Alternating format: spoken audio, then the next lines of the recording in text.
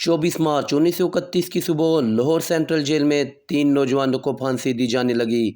कानून के मुताबिक हर खास आवाम को फांसी दिन के आगाज़ पर दी जाती, मगर इस फांसी बल्कि फांसियों के खिलाफ अवामी रद्द अमल इस कदर सख्त था कि फांसी के वक्त जेल पर हमले का भी ख़तरा था।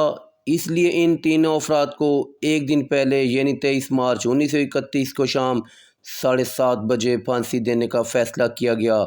इन तीनों पर एक अंग्रेज़ अफसर को कत्ल करने का इल्ज़ाम था।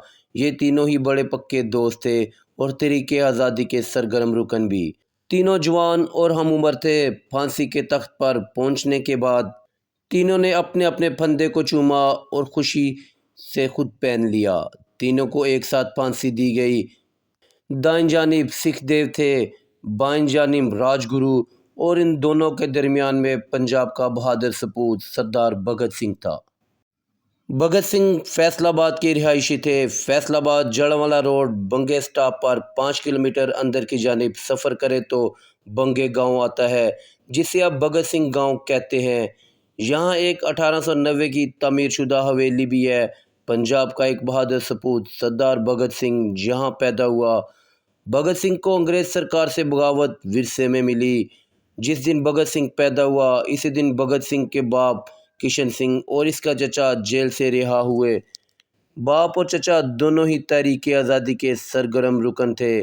वालिदैन ने भगत सिंह के लिए दुर्गा नामी लड़की को पसंद किया। यहाँ तक कि भगत सिंह के दोस्त अहबाब भी इसे दुर्गा भाभी कहकर मुखातिब करते। लेकिन भगत सिंह कहता कि इसकी शादी तहरीक आज़ादी से हो चुकी, अब मौत ही इसकी दुल्हन बनेगी। बगे गांव में वो प्राइमरी स्कूल आज भी मौजूद है जहां भगत सिंह ने इब्तदाई तालीम हासिल की।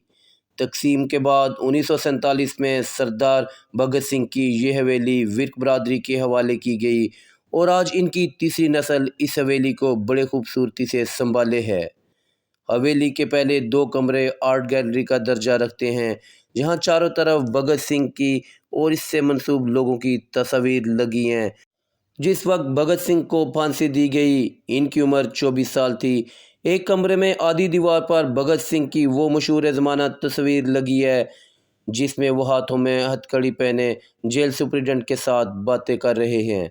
भगत सिंह की माँ बाप, बहन भाई और यार दोस्त मंगेतर सब तस्वीरों की सूरत में यहाँ मौजूद हैं।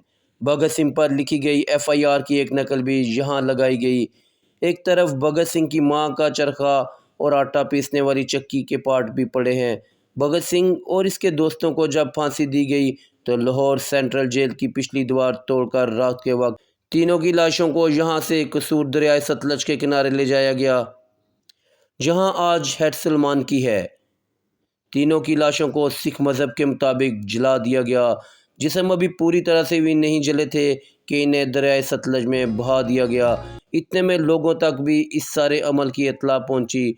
अवाम के हजूम इस जगह पहुंचे। बच्चे कच्चे जिस्म के टुकड़ों को इकट्ठा किया।